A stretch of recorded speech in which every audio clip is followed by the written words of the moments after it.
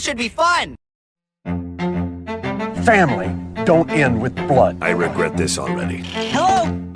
Not an idiot. See ya! Lilu Dallas Multipass.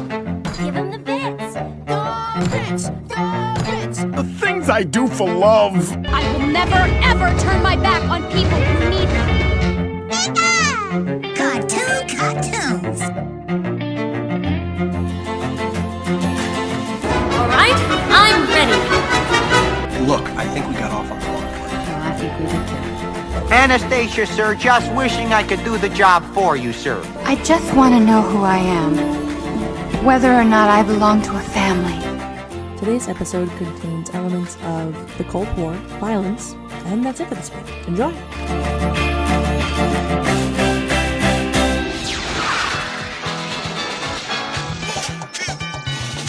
Welcome back to Why Should I Watch That? A fun podcast with three friends discuss films, shows, and other media that your friends have been bugging you to watch for forever. Wondering if it's worth it? Listen to find out. That was pretty good. Yeah. Look at us. We're getting a rhythm. Stepping it up, guys. Tonight, we get to do a cult Wait, who classic. are we? Oh, I'm Who Myra. am I? Who Oh, am I? shit. I forgot my name. That's a thing? I'm Sam. Do I have a name? Yeah, I didn't have anything funny to add there. I was trying to go for Nah, it's too late. I'm Jay. No one else was willing to assume the identity, so I'm Jay. I was trying to remember the Les Mis song. I don't fucking know Les Mis either. It's the Jean Valjean I'm song. gay, but I'm not that gay. Yeah. That was added for the movie. Rephrase, I'm not a theater gay. I know what you mean. I don't know the song, though. I don't know, like, the lyrics. Yeah. You're asking the wrong person.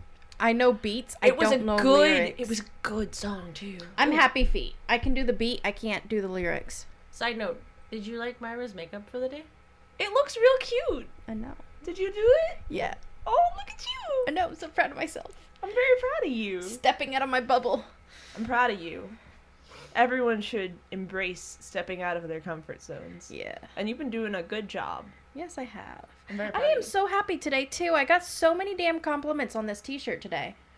She did. I'm can wearing a attest. Fruits Basket t-shirt, and I got so many compliments on this t-shirt. For the non-weebs, it's not a basket of fruit on a t-shirt. There's an anime called Fruits Basket, otherwise known as Furuba, that's about a bunch of people who turn into animals in connotation with the Chinese zodiac. I'm wearing the cat guy.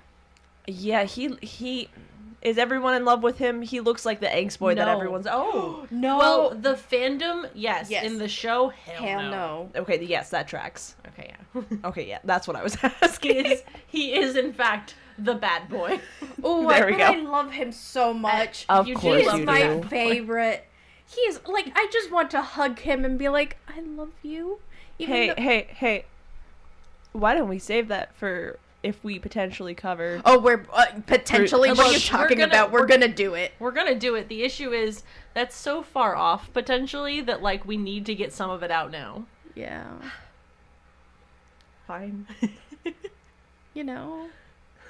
Dude, we go into random tangents on this show. I was just trying to, like, be the responsible one for Who once. the fuck? I know, that's my job. Stop stealing my jobs. Gosh. Excuse you? You go on more tangents? I retract that statement. Excuse me? You tried to say some shit and we're here to witness Excuse it. me? I You retract. go on more tangents? First of all, that statement should be I go on less tangents, but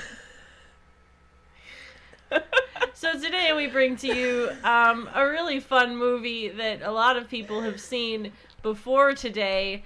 I was not one of those people. Would someone who is more educated on the topic of this movie like to tell the fans who it is? it's Anastacia The 1997 film. from 21st Century Fox. 20th cent- 20, I'm sorry, it was 20th century at that point. Mm-hmm. Then they The- changed their name. That was about a dead princess who, quote unquote, wasn't actually dead. It slaps. Yep. I mean, that's a little preemptive, but All right. We'll go with Jay. Let you read the synopsis. and then we can actually get Jay's before and after. Yeah, because Jay had not seen this movie. This was one of my favorite movies as a child. Mine too. I have no comments. Jay wasn't allowed to have a good childhood. I know, you really didn't see movies when you were a kid. I saw all of the major Disney movies, and I saw the first 27 minutes of Treasure Planet because my brothers were throwing a fit at the theater and we had to leave. But the first 20 minutes were iconic and made my life. Best movie I also ever, was though. allowed to see a little bit of Pokemon before my mom decided that it was the devil. Because I knew the Team Rocket theme song, and apparently that was too much. How dare. Prepare for trouble. Make it double. Joke's on you, I like anime still and I'm gay now. Alright. So, rolling straight into it. The summary for Anastasia, of which I have on my phone. The evil wizard Rasputin puts a hex on the royal Romanovs, and young Anastasia disappears when their place is overrun. Palace. When their palace is overrun. Two scheming Russians, planning to pawn off a phony, hold auditions and choose an orphan girl with a remarkable resemblance to the missing princess. They bring her to Paris for the reward, not knowing she's the real Anastasia. I will add, she has amnesia. They don't mention that. She also doesn't know. And that is all for the synopsis. Back to you at the studio, Sam. Thanks, Jay. Now for the where can you find this movie? Right now it's currently on Hulu, HBO Max, Amazon Prime, all for free. If you have their for Hulu and Amazon, you need the HBO add-on subscription. If you just have HBO Max, you can watch it. For YouTube, iTunes, Google Play, Vudu, and YouTube TV, YouTube TV, you all have to pay for it at varying prices. Let's get into the general information. Let's get down to Business to defeat the Huns. The only soundtrack that I actually Whoa, know. whoa! Christopher Lloyd is in this? Yeah, Hold the he's fuck up. Rasputin. You didn't know he was Rasputin?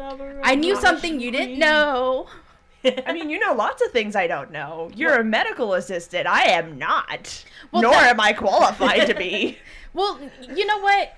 Outside of the medical field, I knew something you didn't know.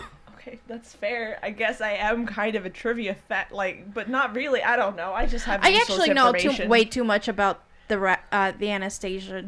We'll get into that. You watched the documentary, but we'll we'll get into it. We'll get into it. I've watched more than the documentary. The documentary is all I knew about this thing. So it was directed by... Oh my god. Okay. I'm trying to talk into the mic. I'm so proud of you for thinking ahead. And that's not sarcasm. I really mean it. It was directed by Don Bluth and Gary Goldman. Produced by Don Bluth and Gary Goldman. I was just, look, it says it twice. What the fuck? Instead of just being produced and directed by... No, there's separate lines. Screenplay by Susan Gathier, Bruce Graham. Oh my god. Bob Tucker? No, there's a TZU. So it's gonna be like Zucker. Zudiker. There we go. Bob Zudiker. Nani White. Story for the animation adaptation was done by Eric Tuchman. Based on Anastasia by Arthur Loretz. And Anastasia by Maricel Marnet. That's weird. I thought it was by Anastasia the person. She has a story already. Yeah, but there were a lot of people who were like, I know what happened to Anastasia. Okay, moving on. Starring Meg Ryan, John Cusack, Kelsey Grammer, Christopher Lloyd, Hank Azaria, I can't see it. I can't help you. Oh. Ooh, that helps. Shit. Did you not know that if you zoom on your mouse pad, I did not know that. Hank Azaria. Azaria, thank you. Mhm. Oh, Bernadette Peters, what the fuck? Hold the fuck up. Who are you? I'm sorry, I love her. I swear on my editing life that we look this stuff up beforehand. Wink. Yes. Wink. We know this shit beforehand. This is Wink. why I'm shocked that you didn't know Christopher Lloyd was in this movie. He even shows up in the credits. Listen, you think I read credits as a child? No, but are you still a child? Yes. We just watched the movie because my dumbass got the schedule wrong. Did we not skip the credits as soon as they kissed and made out on the boat? No, we rolled them for a couple minutes. No, we Yeah, didn't. we did. Yeah, let we him roll did. For a minute. You weren't. Kristen looking. Dunst and Angela Lansbury. Music by David Newton. Edited by Bob Bender and Fiona Trailer. Fiona Trailer. What an unfortunate last name. Trailer. I fixed it. I think it's trailer. Without the lure, it would be pronounced Trey. That's such a bad last I name. know. I feel bad. If we got it wrong, please tell us because I hope I'm wrong.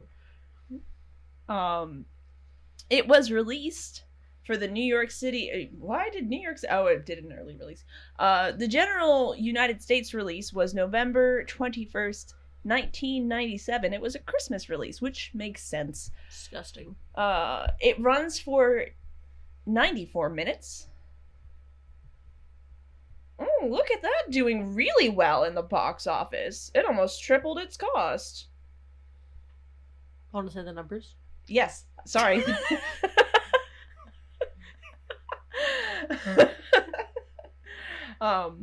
So the budget was $50 million, and the box office got $140 million. So it did really, really well. That's the general information. The theatrical poster is a lot better than some of the other promotional posters, I will say that. Because we've got this, like, minimalist, abstract, just silhouette of Anastacia with the ball gown and her little orphan coat and rags and some of the others. I will post them to be like, look at this on Twitter, but I'll show, because Jay's squinting. He's like, the fuck? I thought you were saying in that picture you had pulled up that she was in the ball gown dress, and I was like, Yeah. She With- is in the bottom. Look.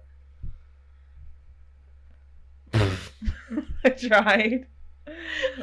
we're back, ladies and gents.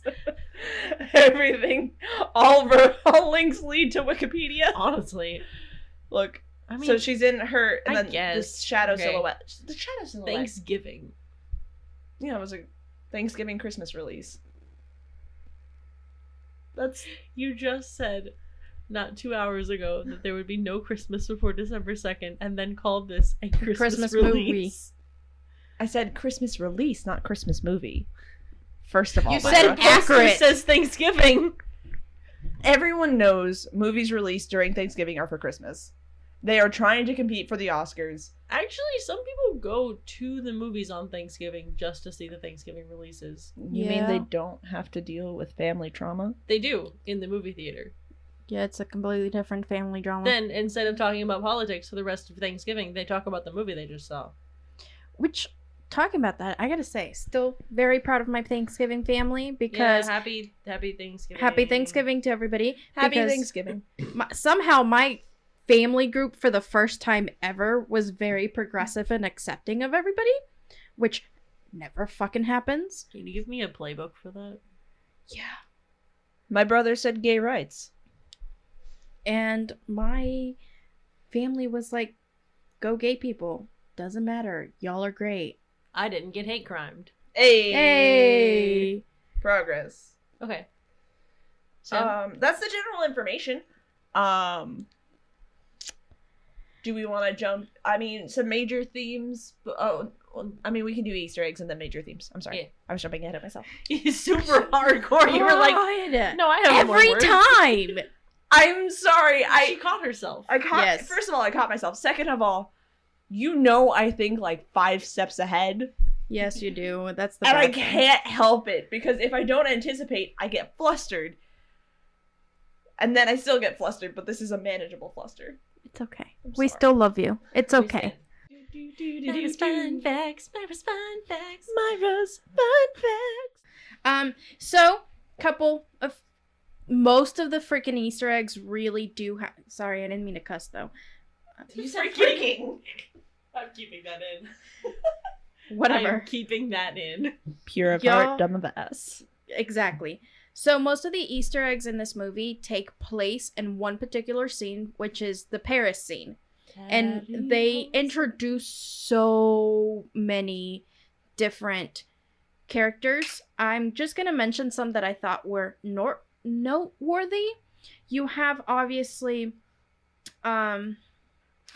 so we have an actor, a French actor. We also have Sigmund Freud, who is the founding father of psychoanalysis. Is he correct? No. But he is the one that started everybody thinking, which is, Something. You have Charles Lindbergh, who was an American aviator. You also have Claude Monet is there. Obviously, the whole scene is depicted in his art style. Not the whole scene. But basically from like when they go to like the bar forward, the whole can scene is the backdrop. Pretty changes much from- when you meet him, actually. Is that when it? Yeah. Yeah, because you meet him right before that scene. So you meet him, and then it turns into in the beginning of the song. Yep. You also meet Josephine Barker, who is an American-born French actress, dancer, singer, and war activist. Heck yeah. Yep. And you get a lot of Wait, pause. War activist or anti-war activist? war activists. That might not be a woo. Oh. Go ahead. And you also have Augustine Robin, who is a French sculptor. The thinker. Is that what he did? Yeah, that's what he did. So that a lot of them were actors and playwrights and stuff like that did in the 1920s. Yeah, because during that time, historically, France became this beautiful little boiling pot of creativity and so many plays and playwrights. Basically from like even earlier, the early 1900s forward, your education wasn't considered finished until you spent some time in Paris and had a love affair. Whether that was gay or not was up to you, but like you went to Paris to finish your education. Yep. Couple fun facts. Obviously, Kristen Dunst did Young Anastasia. You have Anastasia was actually the first 2D animated film created by 20th Century Fox. I remember that. Yeah. That makes sense. So I'm sorry, I went to go look up who Bernadette Peters was because I was curious. Obviously Bernadette Peters played Sophie. I love her so much. And she didn't like how Sophie was portrayed in the drawings, by the way. Oh, really? Yeah. She did not like the way that Sophie was drawn. Did she want it to be her? Who was Sophie? The aunt. Cousin. The fat cousin. Oh, okay. Who was a flirt. Okay. Why did Bernadette Peters Because she didn't look more like her slim figure. That's fat phobic. Yep. The dog that's in the film is supposed to represent a pet that the actual Romanovs had. Oh. Right up to their death. Sorry. Yeah, the film is not historically accurate. Oh God, no. Even We'll a little get bit. into it. The dress that Anastacia wears at the end, her yellow dress, Mhm. has roots to actual dress that she wore as a princess. Although it is a full ball gown. When she wore that dress, she was like 10. Okay, so yeah, it was So- appropriate for her to not have a full-length dress. Yeah, so she didn't have a full-length dress. Okay. But Go ahead. I'll try. Anastasia's name Okay. has a special meaning. It means resurrection. So it sort of plays off because of the whole everybody thought she was dead and comes back. And then another last quick thing, just because, you know, the Hispanic in me. The Spanish version of The Journey to the Past is sung by Thalia, which I know you guys don't know who she is, but I do, and she's very famous and very interesting pop artist in the Mexican culture. She actually started sort of like in the Mickey Mouse Club thing. Not the actual Mickey Mouse Club, but it was called Timbiriche is where she started, is what the band was called. But it was like sort of like the Mickey Mouse Club in Mexico. But yeah, that's all the fun facts I have for you. Now we can go into the themes. So there's not a whole lot of themes beyond general mysticism of like demonization of Catholicism, kind of. I think it was because he's supposed to be like a priest IRL, right? no, he's a holy man. Rasputin. He guess. was never He's, like- actually in the but it's not He's Catholicism. It's actually the Russian Orthodox Church. Okay, still demonization of religion in general, but also search for identity and the quest of self, told from a female perspective fairly well, I would say, especially coming from like 90s animation, because not a whole lot of films do that well, let alone animated films from the 90s. So this is the first time I've ever seen this movie. Oh yes, first impressions. We Mhm. didn't really do that. We didn't. I was going to, and then you started talking about your themes. I'm sorry. It's okay. I'm bad at this. See, I'm just supposed to take control. Bad can Sam be? I'm teasing. We're playing. We're teasing. I really hope none of that was important. I said I will cover my mouth so I can't be heard. No, it's okay. I'm not saying that. Keep talking.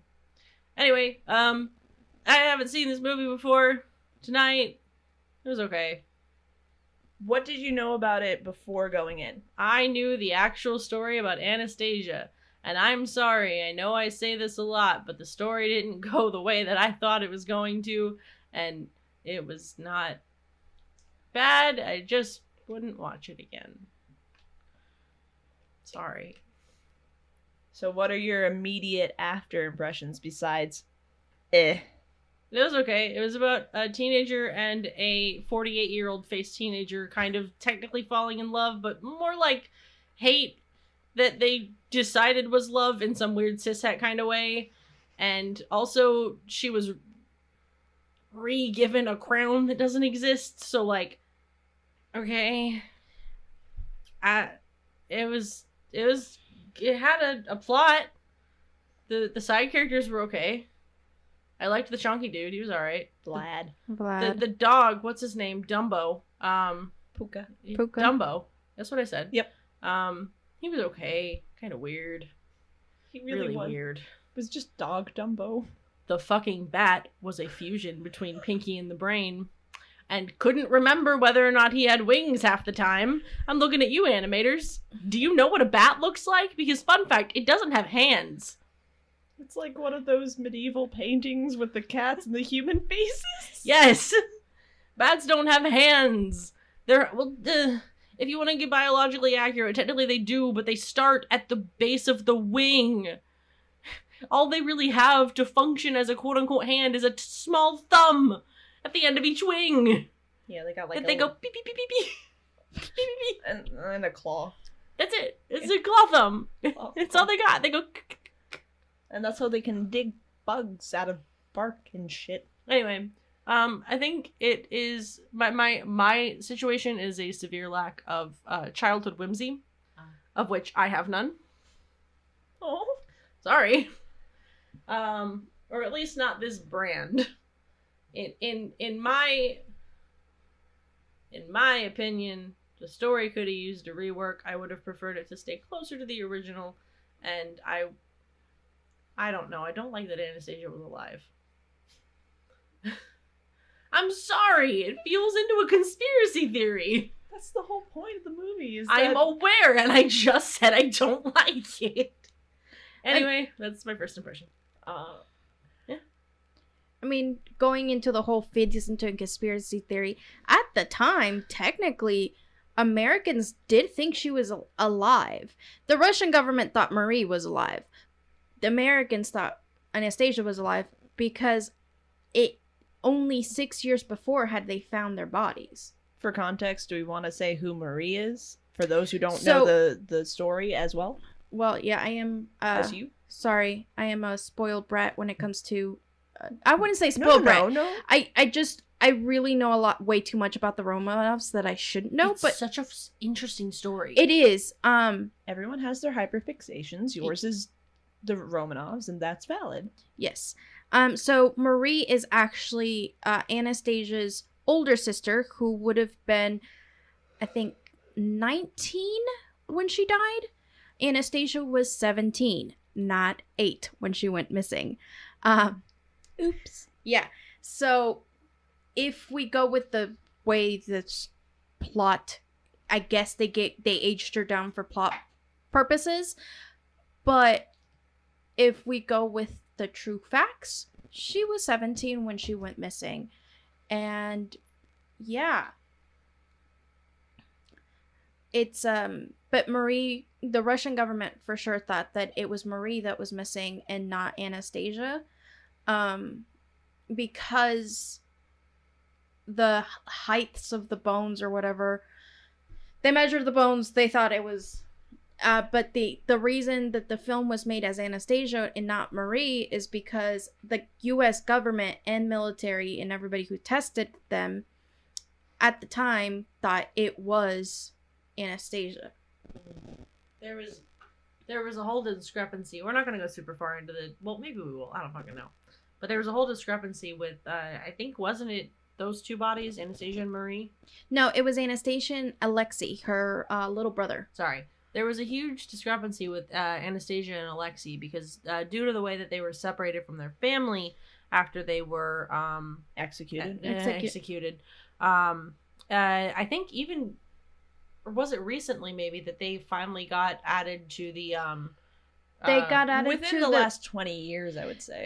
They got added to the family, tomb in, I think, 2013? Yeah, but until then, they were not. They weren't recognized by the church. No. But they were... their bodies were found in 2007. So their bodies have just recently, in the past, decade. Yeah. Or not decade. Oh god, we're so in the 20s. Yeah, that's why I said the last 20 years. Yeah. 2020. 15. So 15 in the last 15 years they were found. 17. No, 13. They were found in 2007. I don't know how to do math. So they were found 13 years ago. They didn't get added to the cemetery until 2013 because of DNA testing, and they were checking the bodies to see how they died, all of the great stuff. Plus, a lot of people still thought they were alive. Until they did the DNA test. Yeah. Fun fact, the person that donated the DNA so they could match them is Prince Philip, the Queen's husband. Oh. Yeah. Because they can trace back through the mother's DNA. Yeah. Fun fact, there was also... Oh, I'm so sorry, sir. I was just... Every time something gently brushes up against my foot, my brain goes, oh, cool, a cat. Myra doesn't have a cat!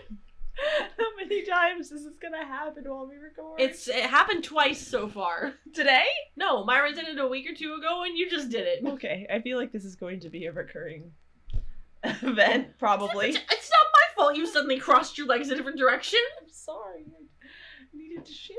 It's no big deal. Oh, you know what I just realized? The queen could have given her DNA too, because Queen Victoria was Anastasia's mom's grandmother. I think Philip was a more direct descendant, which is why they used Philip. Yeah, because he's got the whole Dutch or German or whatever. He was the prince of Greece, I think. Mm-hmm. and I think her parents were the princess from. No, her parents. Germany. Her dad was a prince from Germany. Her mom was Queen Victoria's I feel like either would have worked. He probably just caved daughter to her about giving the DNA up. But anyway, there was multiple Anastasia impersonators, but one was like kind of legitimately recognized. Anna Anderson. Yep. And Actually, but then when they were like, "Oh, hey, DNA testing's possible now," and she went, "Oh, No, no, actually, no. She came out in the mid 1920s that she was Anastasia, and they actually had to go to court, and she was in court from 1924, 25 till 1962. 1962. To try to prove that she was Anastasia. The courts finally said that she was not Anastasia. She did not have sufficient proof to prove it. She died in 1984. And then in 1991, when they found the bodies, Prince Philip donated his blood or whatever. And they tested the bodies. That's how they found out that that was the Romanovs. And they tested her and she was not connected. So let me get this straight. This bitch dedicated 40 years of her fucking life. A minimum, because she was saying it before the courts. Right. The majority of her life to be like, yes, I'm Anastasia. Can I ask a question? If Anastasia didn't have a throne to go back to, what was so cool about being Anastasia? She actually had connects to the German throne.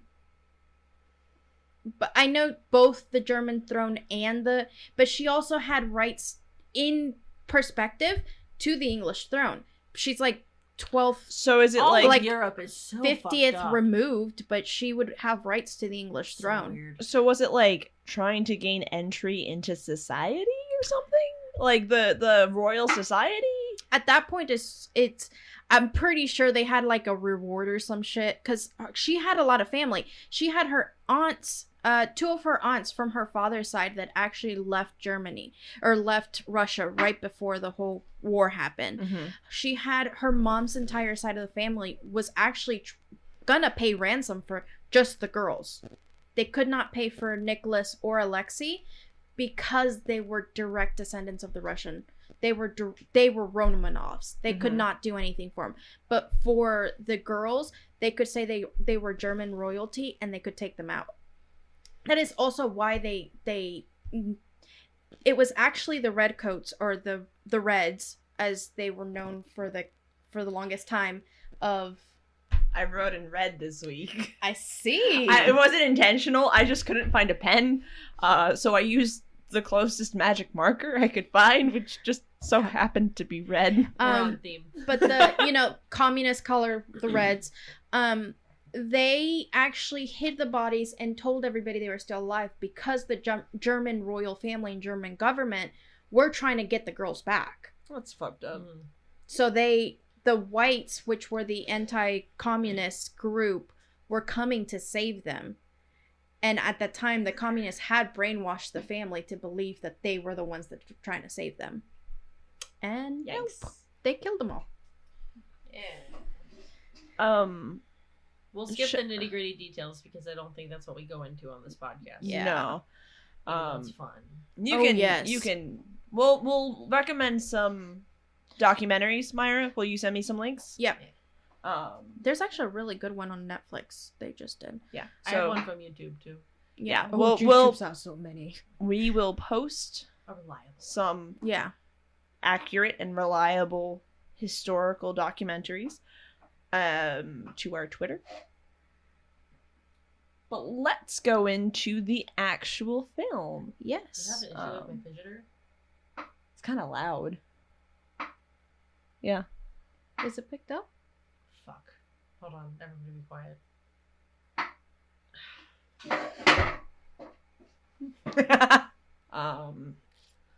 Anastacia also did some of the mixed animation style of the CGI versus Painted. hand drawn, yeah. And honestly, I think it held up better than Road to El Dorado in terms of blending. On certain scenes. In certain scenes. I would be willing to say that it did, but only because they used it so sparingly. Yeah, like you could still tell when they use CGI versus the hand-drawn stuff. Like there's the scene in the palace with the staircase. There's when they open up the little charm, instead of animating the music box, instead of animating the figures to go around, they did this really for its time probably good, but for now really shitty rendering of a it looks like something out of RuneScape with this like am I wrong? It was Am real I cool. wrong? There's so much nostalgia there. I'm sorry. Am I wrong? Stop killing my love. Okay, yeah. So it's like this like RuneScape style like blocky 3D CGI with this like better but in its own way, because it's better, super standoffish like duo twirling on top of it. That part for the 2D 3D kind of merge for me threw me, because it was like I can see everything and not in a good way. Yeah. I think also it depends on how you see the media, because I mean that movie came out in 97. You would have seen it on VHS on this shitty quality TV. And tonight you watched it on a 4K Ultra TV. Yeah, no, I think I mentioned that with Road to El Dorado too. Like I will stick to my guns on this. When you're dealing with a mixture of CGI and hand-drawn stuff from an old cartoon, you should take into account that it's from an older medium, and if you watched it in lower quality where it was originally meant to be, it would probably blend a lot better. And I will say the same for Anastacia. Yep. Still looked weird. I will say this, even as a youngin', I went, that's different from the whole other opening. Because, like, I think they did it to make it feel like it pops off, like it's something Maybe. important. Because it is. Throughout the whole movie, that music box... It's a plot point. It's like the most major plot point throughout the whole movie. I think the main reason they did it was, to give it so much more definition. And I think the reason they threw so much into that is to be like, look at how intricate this thing is. It just really didn't hold up. Which, I mean... And that's fair. And technology, next year, all of our phones will be completely obsolete. So technology does not hold up.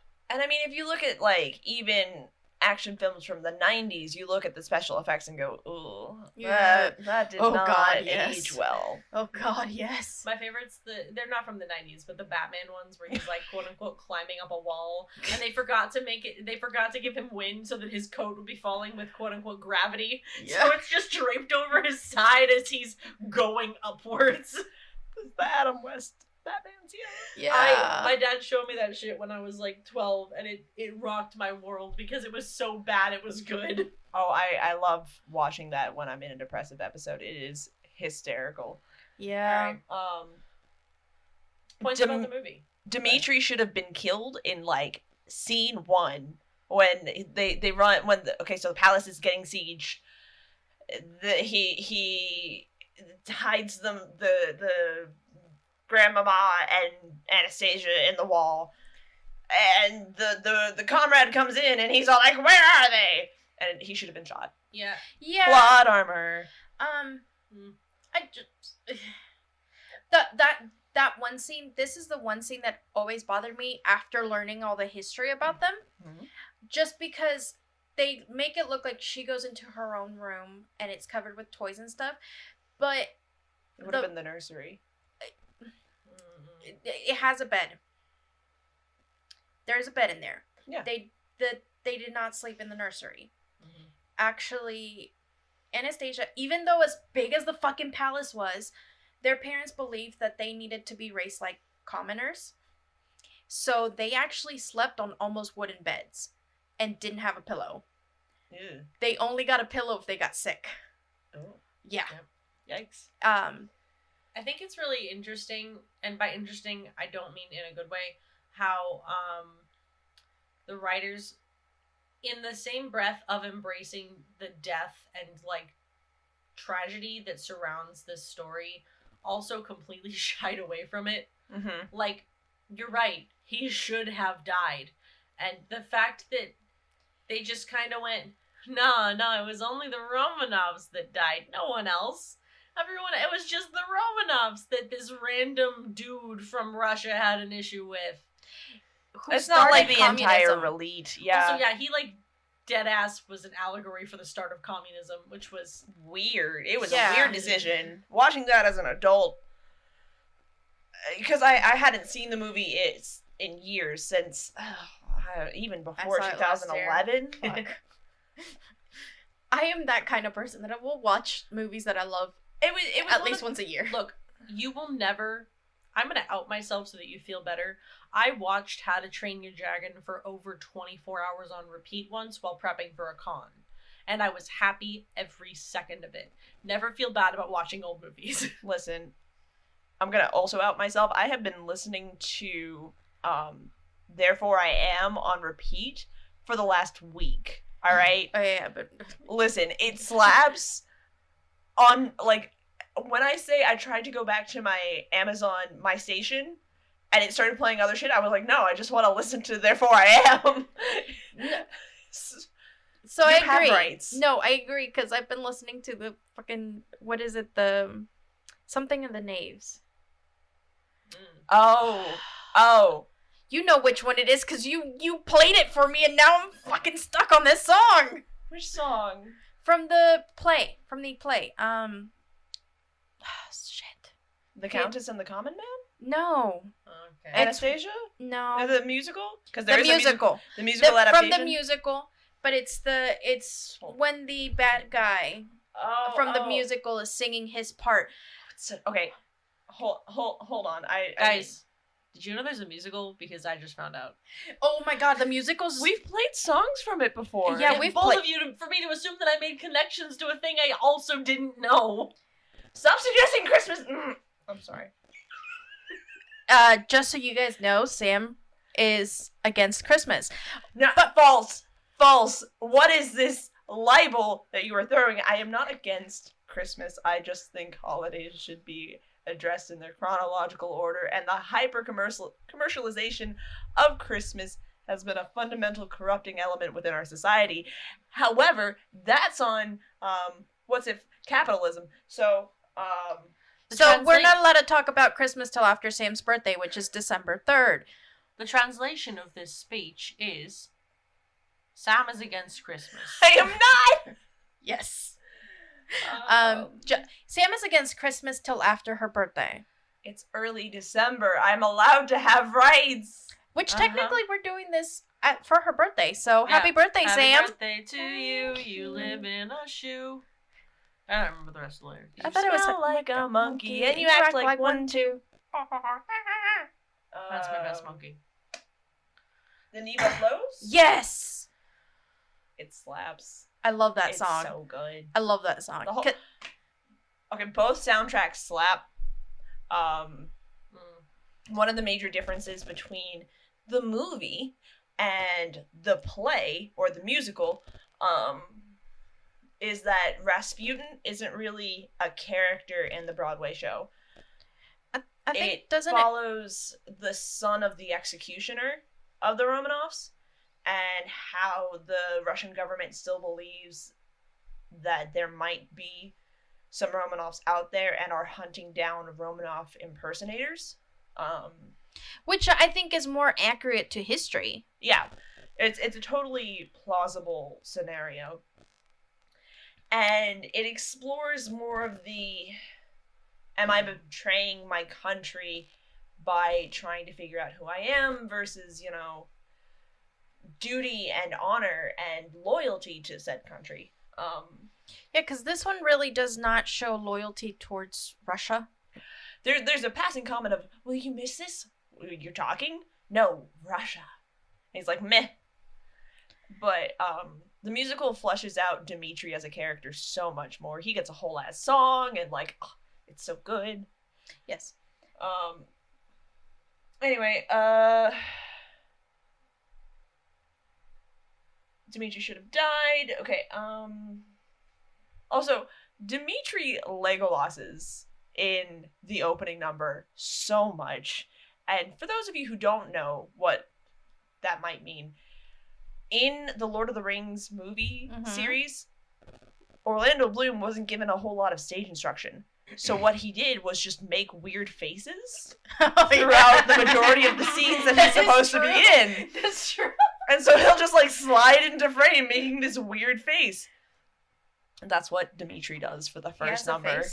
He just slides in. Okay, fair. I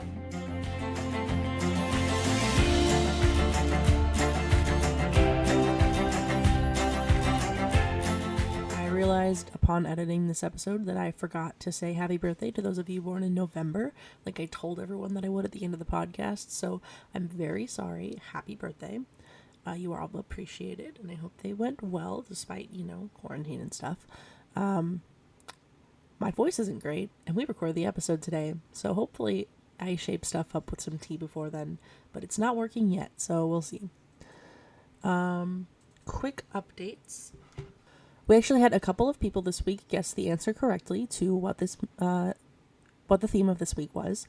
Elaine on Facebook correctly guessed Anastacia, and O_so_C also correctly guessed Anastacia from our Instagram. So thank you so much, you guys, for playing along. Congratulations on getting them right. Your brownie points will be in the mail. Please allow up to 4 to 6 business days for the drones to find you, and then, they'll drop them off at your front door or something. I think that's really all we have for this week. Stay tuned after the show for next week's hint, and have fun.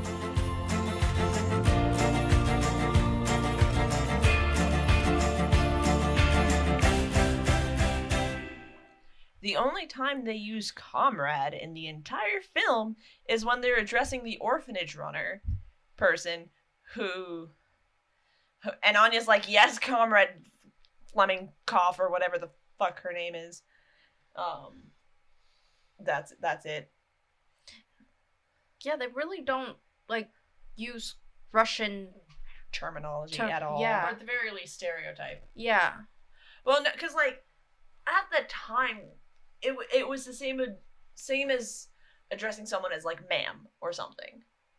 After communism got big instituted and implemented. Well, I guess what I mean is, was it then in the setting of the movie in the 30s and 20s? Well, it's 10 years later. It's 10 years later, so it'd be 1928. Yeah. So Sure. it'd be is it? I'm not a historian, but because communism really took this. How long did their civil war last? Because that's what it is that communism got instituted after the end of their civil war. Because the civil war was the Reds versus the Whites. Mm-hmm. That sounded a little racist. No, it's communism started in Russia after the 10-year war. So it'd be 1928. It did start in 1928. Yes. So yeah, there's a lot of dates being thrown around. So is that a yes or a no? Yeah, because it says 10 years later, so it's after the 10-year war. Yeah. There you go. So it has just started. Yeah. So I guess that comrade thing would not be used as much. Yeah, but it's weird. It felt weird and forced because it's the only time they use it, and they use it on a Russian stereotype. I guess what I'm trying to say is, to some, the phrase comrade might be a stereotype in and of itself. I mean, sure. She could have been using it more sarcastically because at this time communism was really starting, and she is a sarcastic character. Yeah, but the one time we see her kind of put in her place is by this person who runs the orphanage. But when she is living, she's still being very sarcastic towards her. She goes yeah.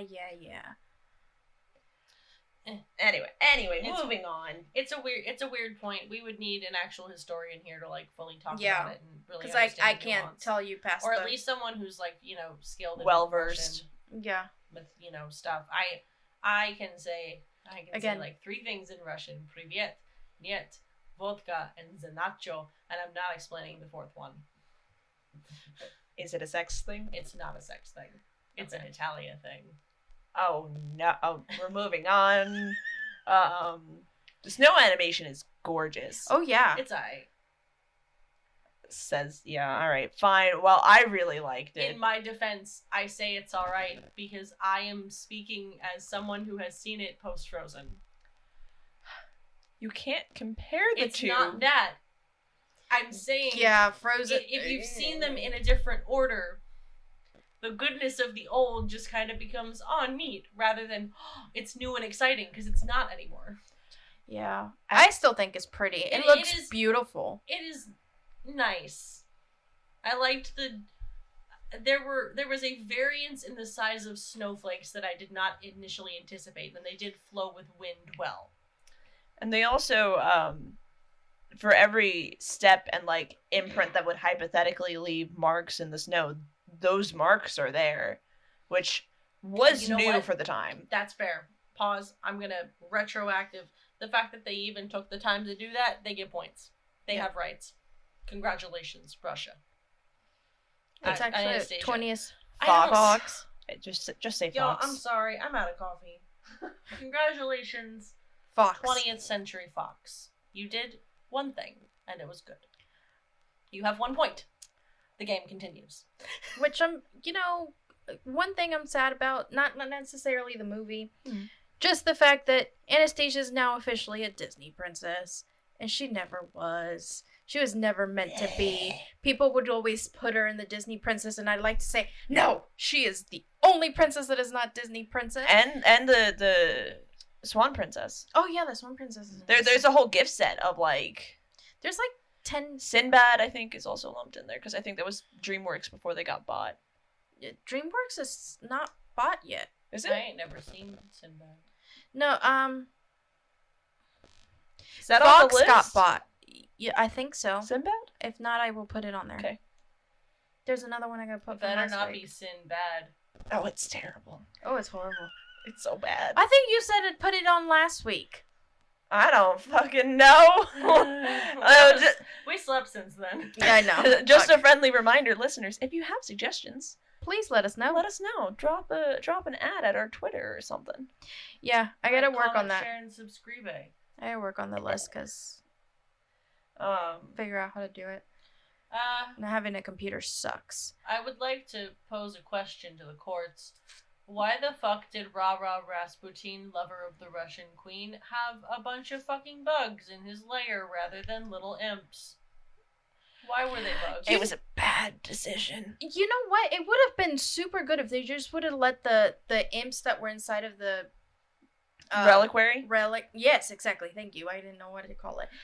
They call it a reliquary in the film. That's what I'm running with. Yeah, if they would have just came out and been part of it, because the whole time they're doing his bidding. So if he wants to do a song number, they'll come out and sing with him. Or even, like, the way that I kind of envisioned it would be like, like, kind of Kingdom Hearts Heartless. Okay. But, like, what I mean is a uniform kind of gremlin look to them. Right. And then the demons, so that they're different. So that there's, like, you can still have different... It's like like when you're Levels. playing D&D and you're patching together a big bad. They all have to be on brand. Mm-hmm. It's like this dude kind of rolled a couple dice and went, I'll take this one and this one and this one. I And think that's my bad guy. I think it would have been really cool to just let Rasputin be this dark, evil wizard that they initially paint him out to be. Because he has this huge, awesome entrance. He, comes in, breaks a chandelier, curses some people, and then bounces. That's a pretty badass entrance. And then he's singing with bouncing bugs. Yeah, and the thing that throws me off of that whole scene too is it's not like it's natural bugs. It's like you think you might see a scorpion, but it's not really a scorpion, or a centipede, but it's not really a centipede.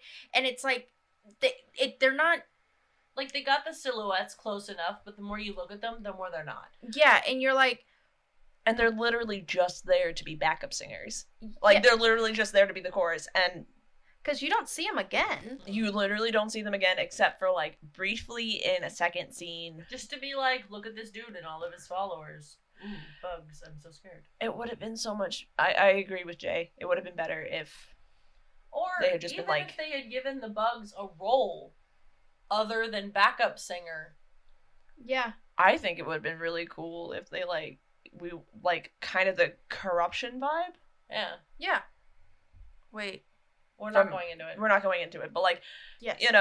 Like a pestilence, decay, essence. Yeah, especially because at this point, he even mentions that he's been sitting here rotting and he doesn't understand why he hasn't passed over. Yeah. And then he gets the news that Anastasia's still alive. Mm-hmm. So I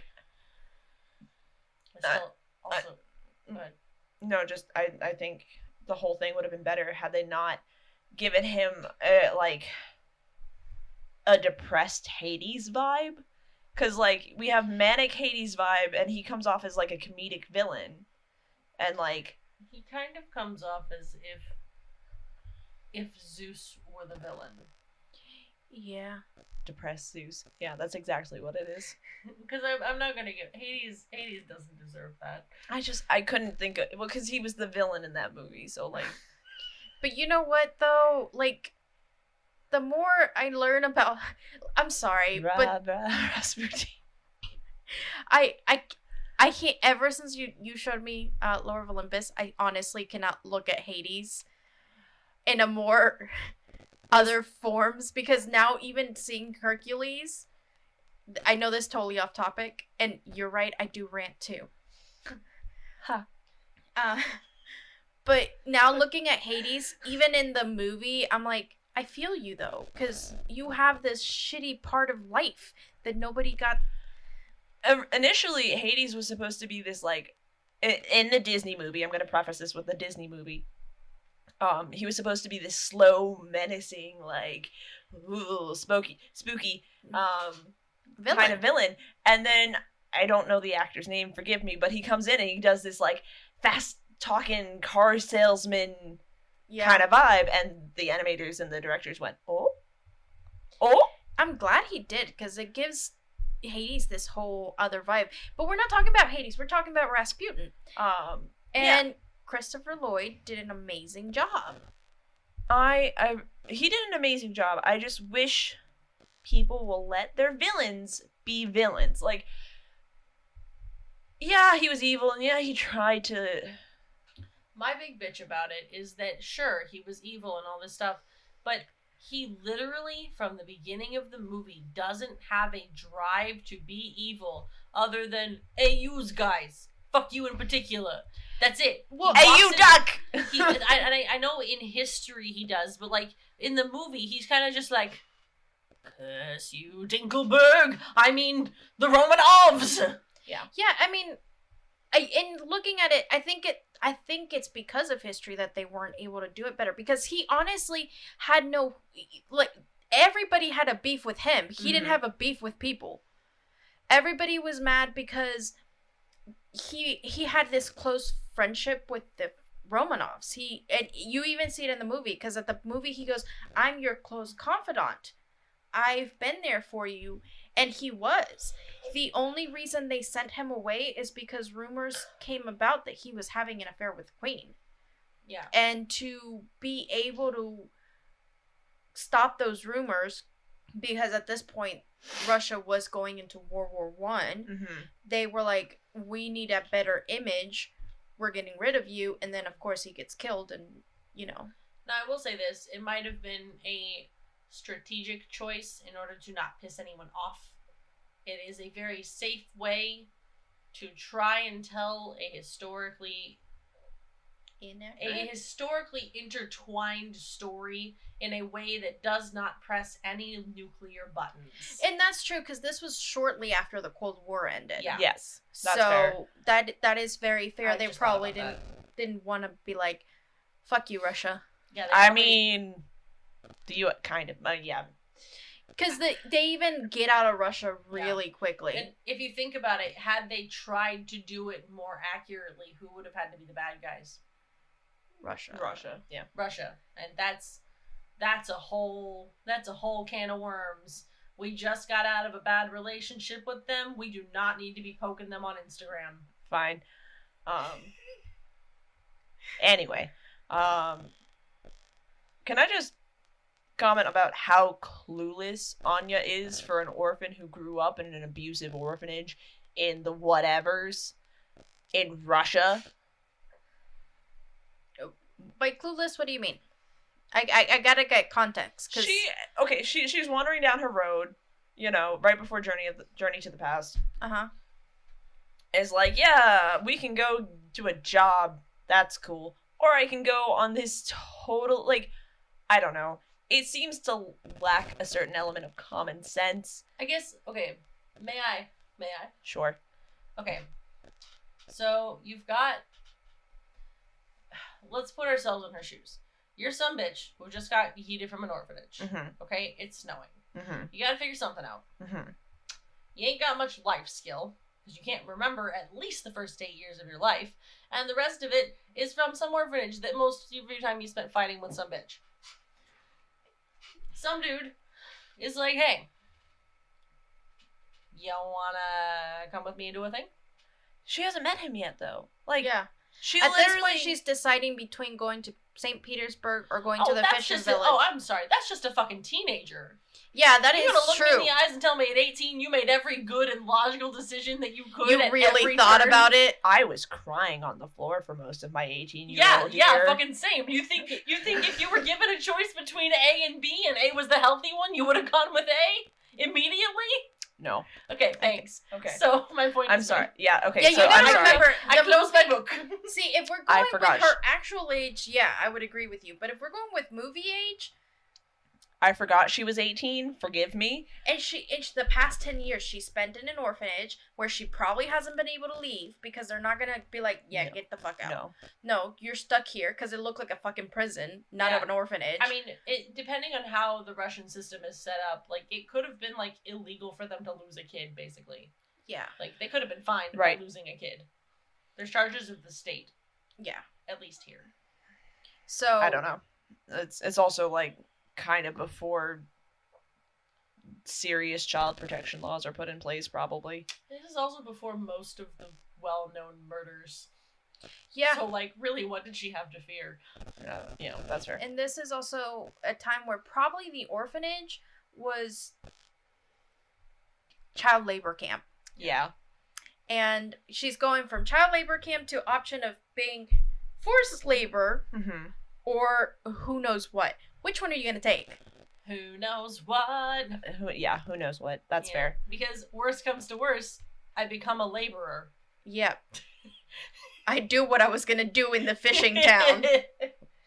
At least here I'm in the big city. All right. Yeah. We built Oh, the it's city. the equivalent of her running to New York. All right. Yeah. Fuck Yeah. me, I guess. Or the equivalent of her suddenly surfacing to chase after a boy that she doesn't know. Or I plot. can continue to make up Plot. Disney references. Okay. I'm just gonna say this. I love how when Anya walks in to Vlad and Dimitri's life, Vlad instantly goes, "Oh my god, you're my favorite. Hello, small child. Yes. You are now my favorite. I may have known this bitch for years, But I'm Fuck adopting him. you. You are my favorite." I kind of like the way that my brain did that because like the first time we see him truly side with her, he's keeping tally, and I feel like it started off with like he's noticed a couple of spats, so he's decided to keep score and side with whoever has the most, and by score 8 for Anastacia, he was like, oh yeah, it's gonna be fun. I like you. I think it also the fact that Anastacia brought a dog with her. Yeah, she came with. I hate that dog. He was cute though. His ears had more bones than the rat's wings did. Had more bones and had. I'm sorry, but dog ears don't do that. Dog ears don't fucking do that. Yeah, the fact that he had dumb and we keep saying he had Dumbo ears. The bitch flies a couple of points in the movie. He also actively picks up like the tip of his ear, and he's like a beagle, so like he shouldn't be able to do that. There's nothing there. It's skin. There's not even cartilage, but he picks it up and pulls it over his eyes to hide it. Like by the ear. He doesn't do anything with his paws. He just goes, "I'm gonna just move this up here." I think one of my main like on this point, one of my main like oofs about the film is the fact that the animators could not decide if they were going to draw hyper-realistic and, like, you know, normal people and animals and stuff, or hyper-cartoony and very cartoony faces and very cartoony animals. The backgrounds and main characters led to probably more serious, and then the background characters and side characters were all like, oh yeah. Yeah. Yeah, no, that's That's tracks. It was just very jarring, and the main point was the dog. But he's so cute. He's adorable. He's so cute in any other context but that movie. That's fair. Okay, I'll give that to you. He landed dead center in the uncanny valley for me in that movie. Every time he was on screen, I was like, what the fuck is that demon dog gonna do? What's he got up his sleeve now? A knife? What you got there? A knife! No! Dimitri has more plot armor on the train. That engine straight up explodes in his face, and he lands. No burns, no like, oh shit, I'm on fire. No, he's fine. He is absolutely fine. No burns. It's because plot Rasputin's not trying to kill him. That's fair. Listen, no. Fire is fire, and it will burn flesh, and he should have at least had, like, some smoke on his clothes. Some, like, oh shit, I'm sorry, Mike. I hit the mic.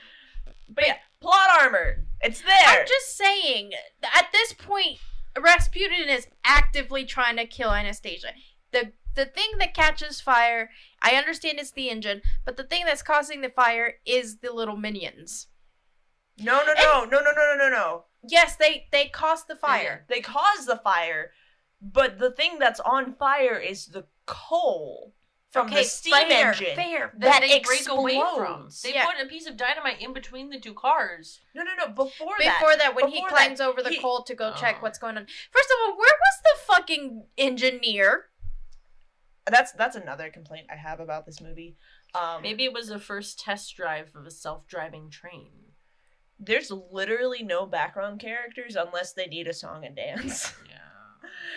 Like, yeah, because they're even on the train, and, like, they have a little bit of, like, NPCs going on, but, like... Also, when they do, they are stock still. They are just there to fill a dead space. Yeah. Go ahead. No, but, like, on the bridge scene in Paris, they're on, like, I don't know what the bridge is called, but it's like a really... Champs-Élysées. I'm trying to think. Sorry. One of the really iconic bridges in France, and you're telling me there's absolutely no one on that bridge? Well, it was a Tuesday.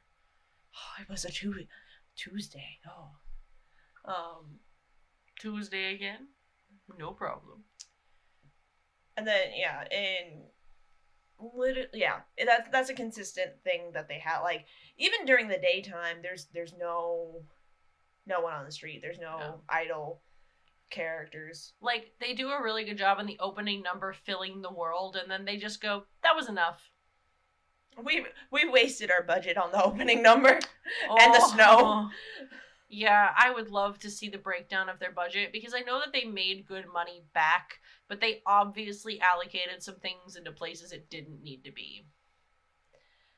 Yeah, like, I'm not sure that the snow needed to sparkle quite like that. Yeah, and I'm gonna go back to it. The music box scene could have been done by hand, and it arguably could have been done better. I would say yeah. But they wanted to use the cool new 3D programming. Oh my god. It's gonna look so good in 20 years. Also, let's just touch on this. Touch and let go. They did not get from Russia to France in 3 days. Oh, no. Absolutely not. We did the math off screen. You're going to have to trust us. Minimum walk from the border of current Russia. I will say current because I know it changes over time because of the wars. Current Russia to France is like 3,600 miles, which maths out to a 40-day walk without sleep. Give them a little bit of leeway with the boat and the train. We can shorten it to 20 days. And that's still without sleep. thus bringing us back up to 40 with sleep. About. Yeah, that was... I brought that up at dinner, and I was like, guys, 3 days? Yeah. 3? I mean... Also, there's no way she would have been able to do all of her princess training in 3 days. No. Like, Which, also, boat travel wasn't that fast. It was another steam engines, while faster than, sails, were not the fastest. fast. Yeah, so that was messed up. And it is the Champs-Élysées. Sorry, Champs-Élysées. Beautiful. Excellent.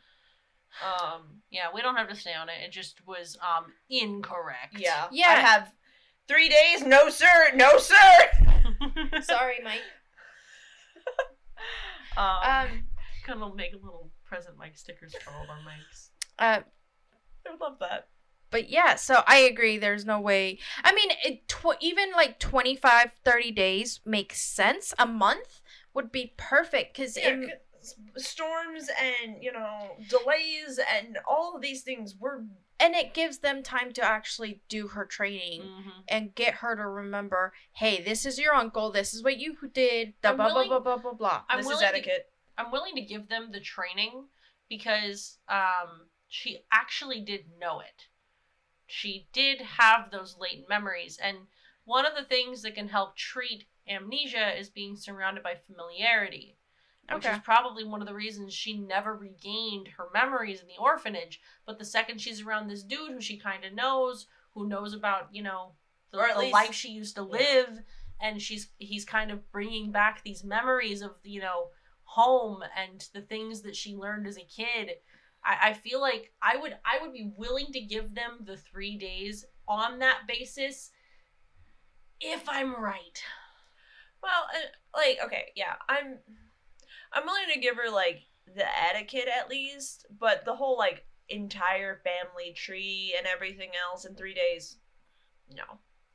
And unless she already knew it, because that was a thing that up until, the 50s, that was a thing that people cared about knowing. Well, okay, yes, however... And she would have had to have known at least the main people in court. That's something that you do have to know. Because she's actual royalty. Because she would have to, especially because you see them at a royal ball.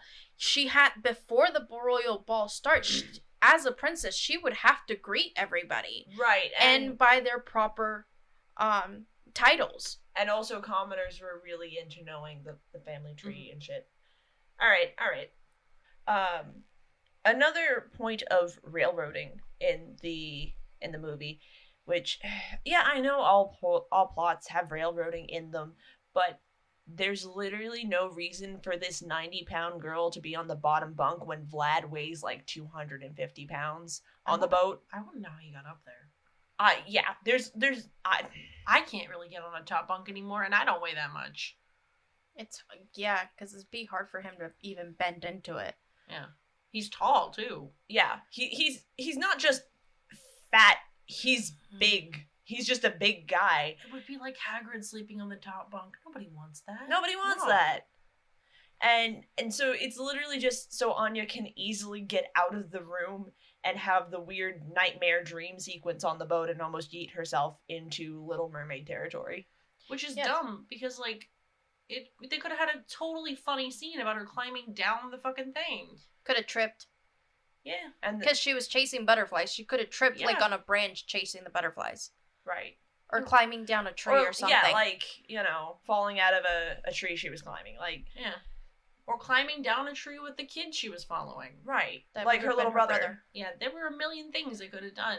I feel like they just put him up there for that one scene where he was like, "Oh, I'm chunky, look at me bend the bed." Oh, look at the fat guy being humorous again. Yeah.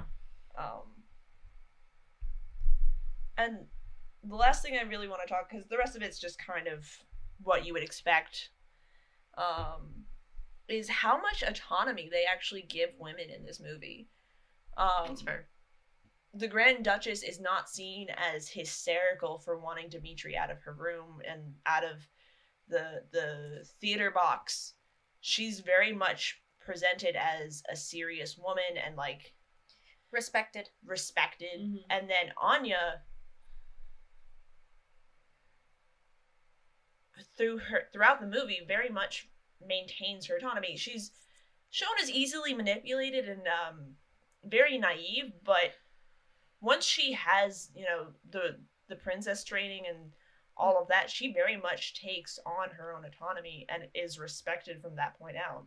And she grows throughout the whole film, because even she's still naive, but she has a little bit of that street smarts. But she's naive because she lost 8 years of her life. Sure. And then she's in an orphanage where she really hasn't dealt with other people, other adults or people besides other orphans. Yeah.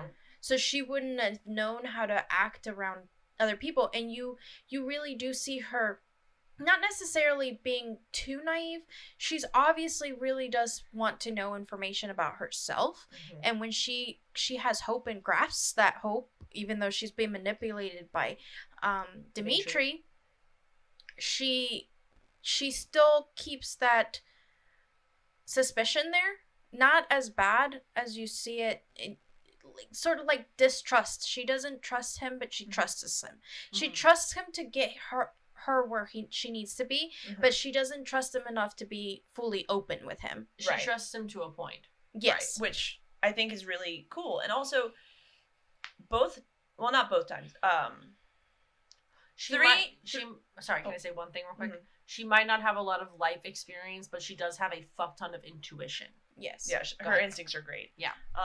But 3 out of the 4 or 5 times they almost kiss, Anya is the one initiating the kiss, and I think that's really neat, because usually it's the woman being pursued and pressured into the romantic endeavor.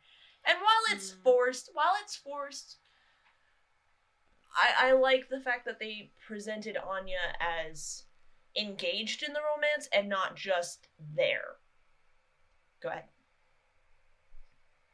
Those two had about as much romantic potential as the main characters of 50 Shades of Grey.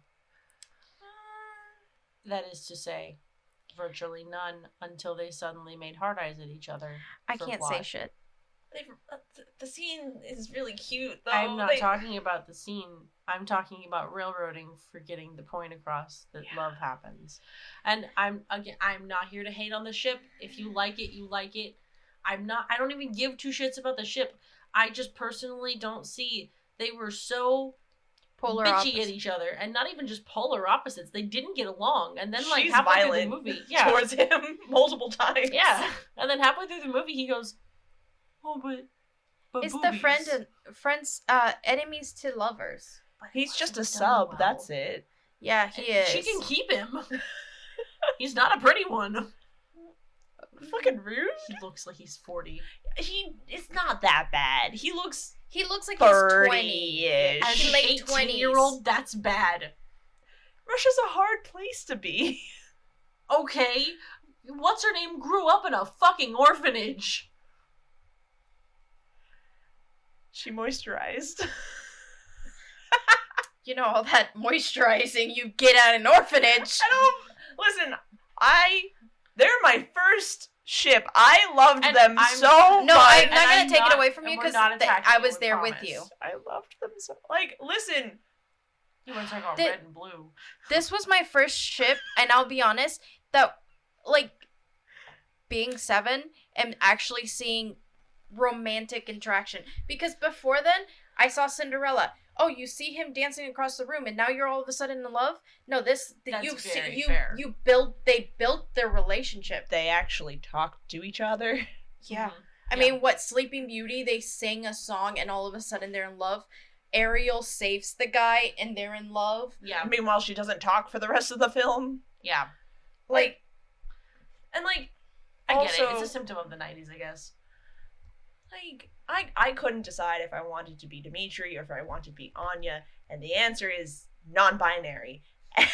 So, non-binary bisexual, hello. What's up? Okay. It's time. We finally found one, guys. We found a fandom worth talking about. Ooh, spicy. Let's go. Now, yeah, the fandom has actually, for this, been split up into 2 parts. Myra will be talking about the actual historical story of the Romanovs and the fandom that surrounds them, because that actually exists. History buffs. I will be talking about one specific piece of, I'm going to call it art, from the fandom. It's not necessarily just Anastacia, but the second we started watching this movie, it reminded me of it, because Anastacia is one of the main characters in this thing, which sounds weird. Jay, you might be asking yourself, are you about to talk about some shitty fan fiction? No.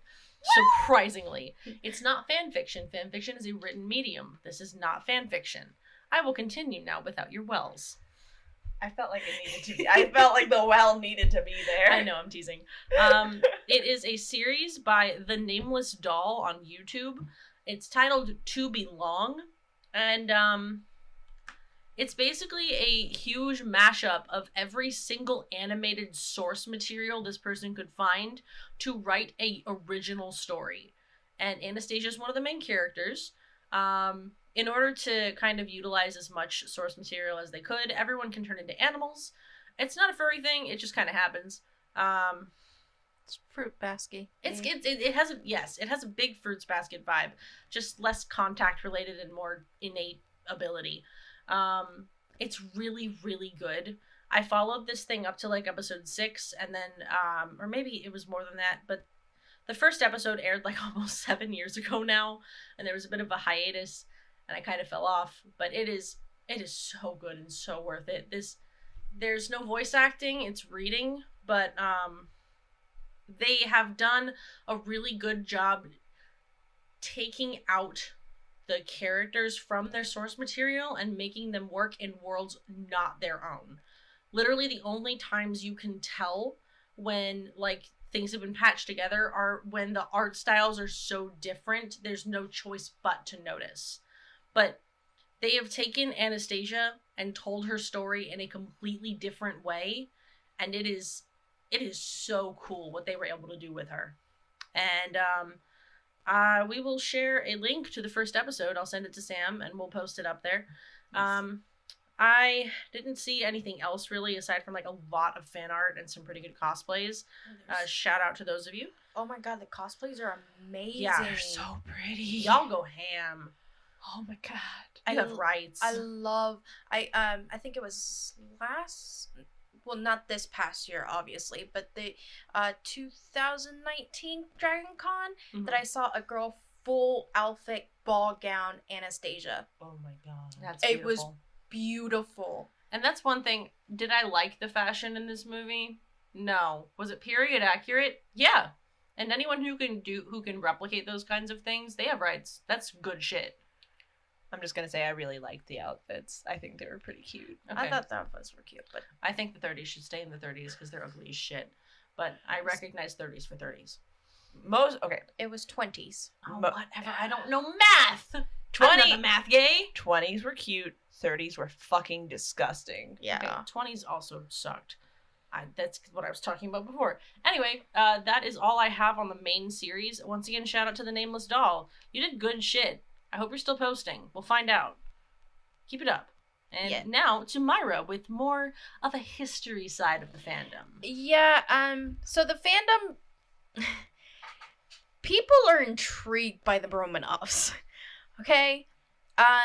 It's not so much of a fandom, but this family is so... There's so much mystery in this family's lives as far as their death and everything that goes by. So there's so many people speculating of what could have happened, what might have happened. And there is a lot of different actual books out there who are all fiction, who are written based on their lives. There's one that I actually read, which sort of threw me off.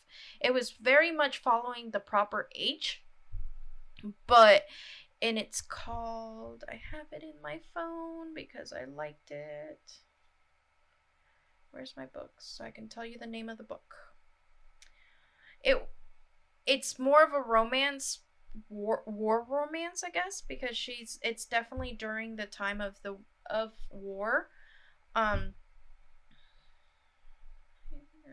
Where's this book? Take whatever And time you need. I can cut it all the dead air. I haven't read it in like years, so it's like at the fucking bottom of my list. And I just realized how many fucking historical love story fictions I have. Surprise, surprise. Shut up. For those of you who don't know, Myra loves A, historical fiction, and B, slow burns. Oh god, I love slow burns. We're not going to talk about that. This is a slow burn. Sam, please shut the fuck up, giggle. Don't out me. Okay, this is a slow burn. Myra Garcia. I can't fucking lie. This is a slow burn. It's called Anastasia's Secret, and it does have some historical facts in it, but it's very much a fiction. It is written by Susan Dunlap, and if you like slow burns and historical fiction, this is a good book. I'm very sad on. I like the fact that they actually ended it how the family with the family death. But it's intriguing in a different way. But yeah, the family is still to this day, people talk about them. They're interested in them. It's an interesting history. I'm sorry, I'm too up high. Yeah. I mean, you can move the mic if you want to. If you want to sit up, and we can just. Yep. There we go.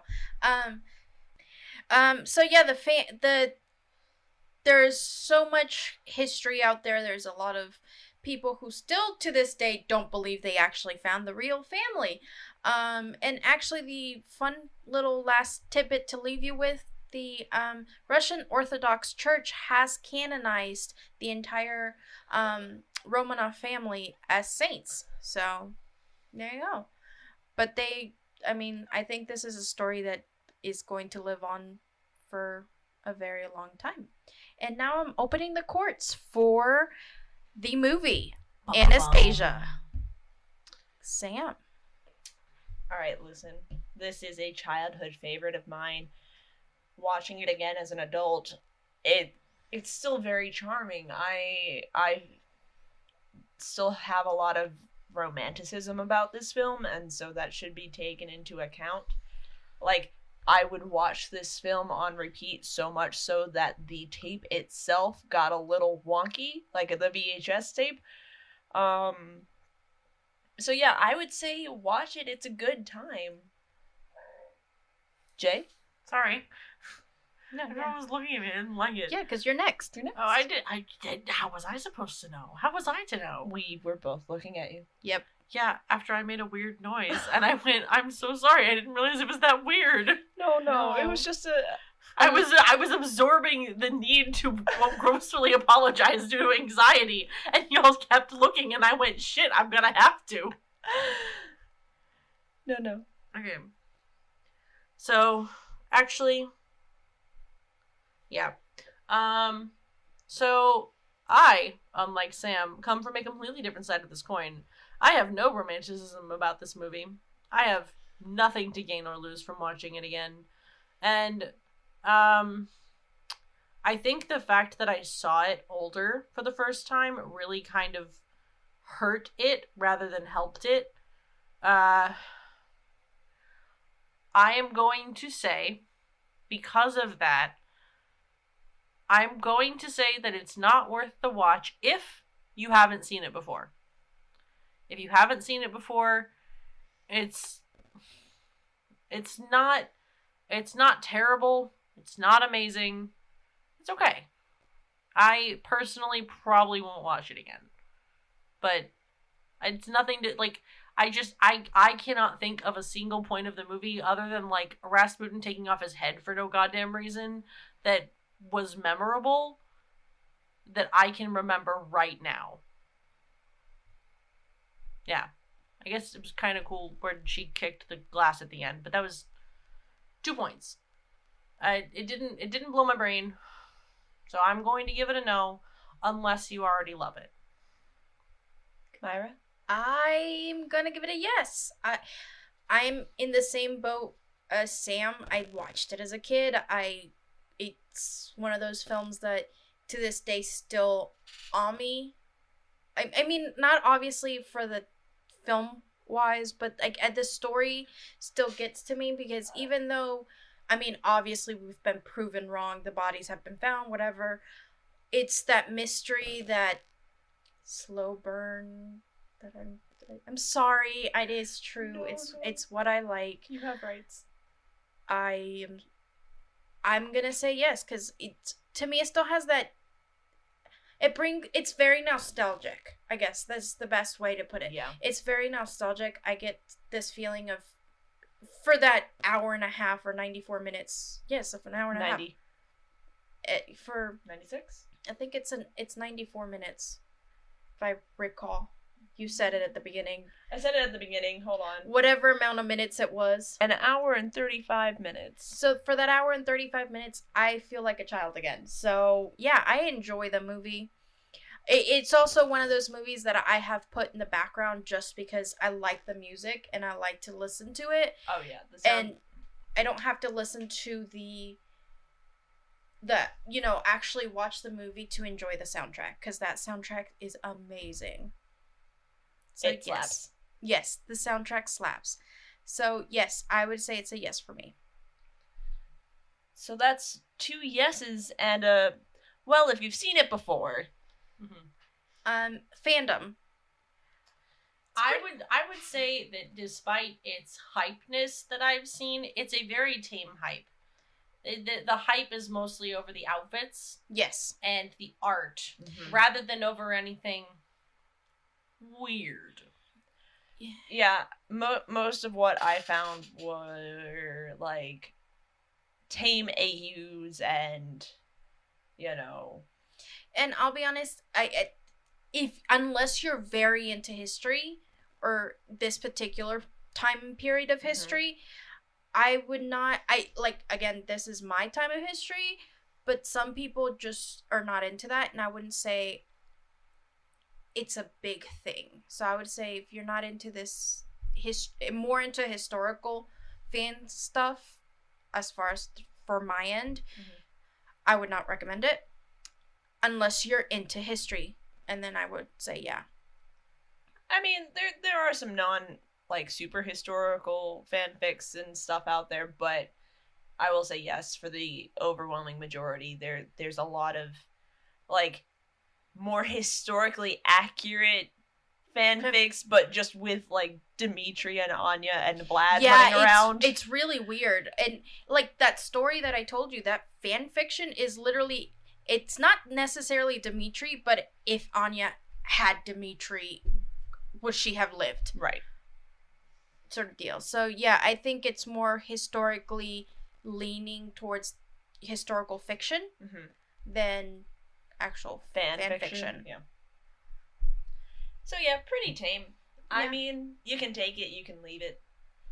I would definitely say if you're into cosplaying, those outfits are amazing. I go for the outfits. Pretty. Do the outfits, dude. You know what I would like to see, honestly, is Anya, somebody cosplay Anya in that purple dress that she's wearing in the Paris scene. Because that is not one that is cosplayed very often. The Tinkerbell one? Yeah, Is it, no, oh, no. It's the first one with the chiffon shawl. Yes. That one. Because I've seen people cosplay her royal gown.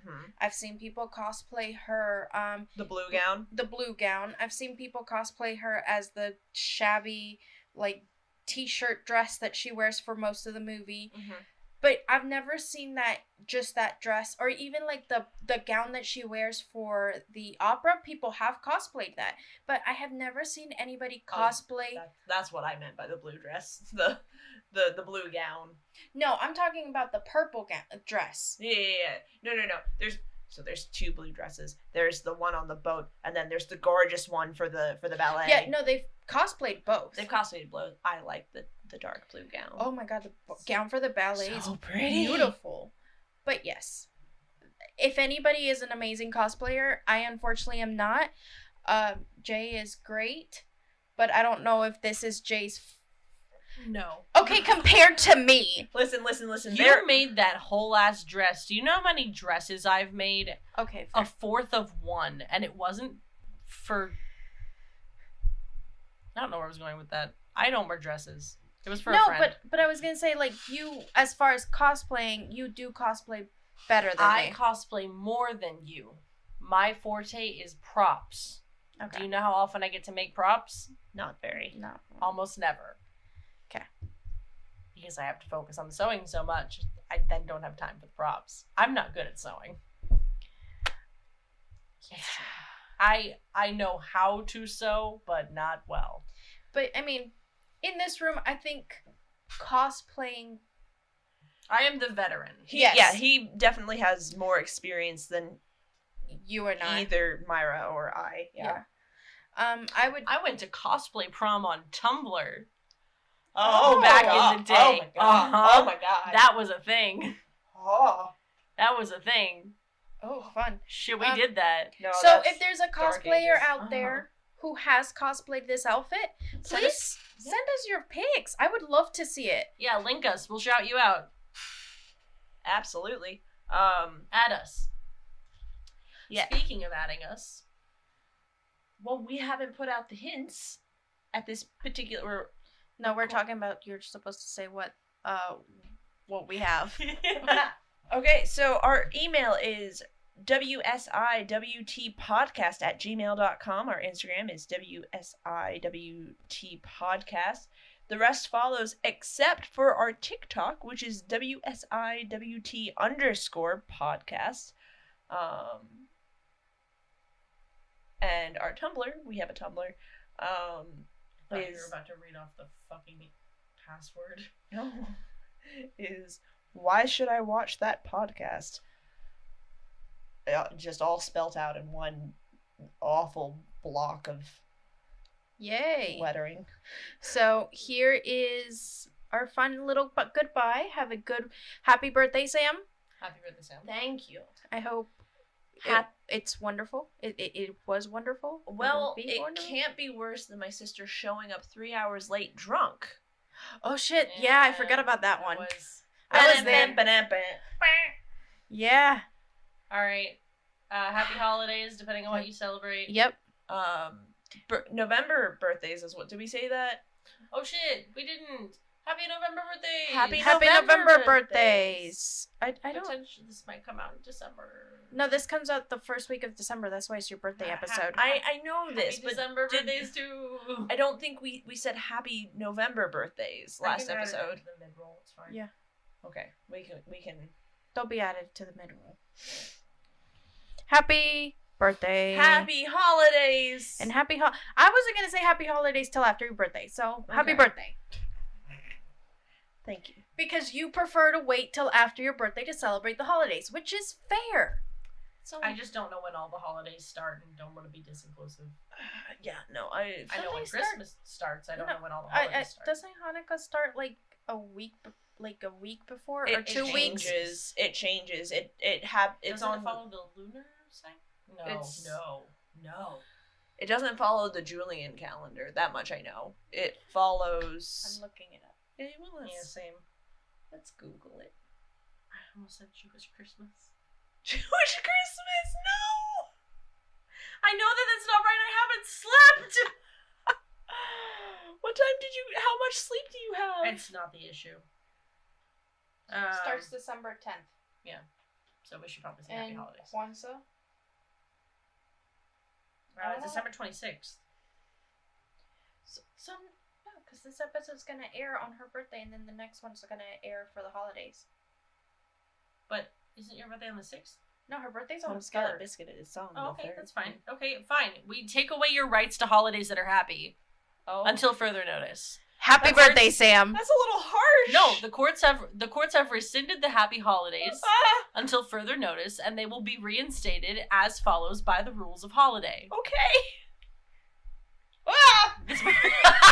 Oh, how does it feel? How does it feel to want to be poked? It does feel like a cat. It does. It feels like a cat. It's fucking terrifying. Keep it weird. That's not ours. That's not ours.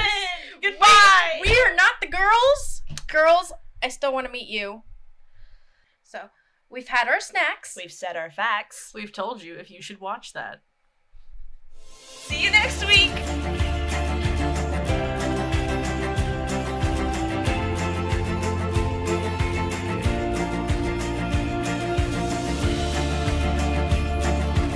That is something to behold, like a lobster, huge and red.